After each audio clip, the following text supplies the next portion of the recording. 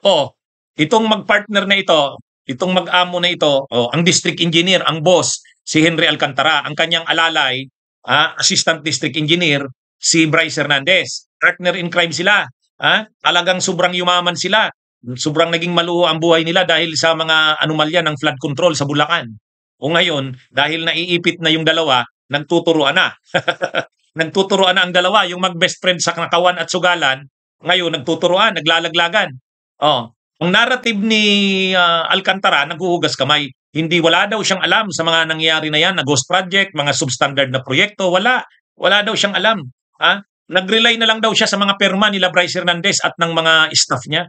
Ang pagkakamali niya lang daw, hindi niya man lang daw binisita ang mga proyekto. Nalaman niya daw sana kung ghost project ito. Wow, napakababaw naman na palusot. Pero si Bryce Hernandez, talagang tinuturo niya na ang talagang nakakaalam ng lahat, ng kausap ng mga politiko at ng mga nasa DPWH Central Office, yung matataas na opisyal ng gobyerno at ng kanilang opisina, ang kausap ay si Alcantara.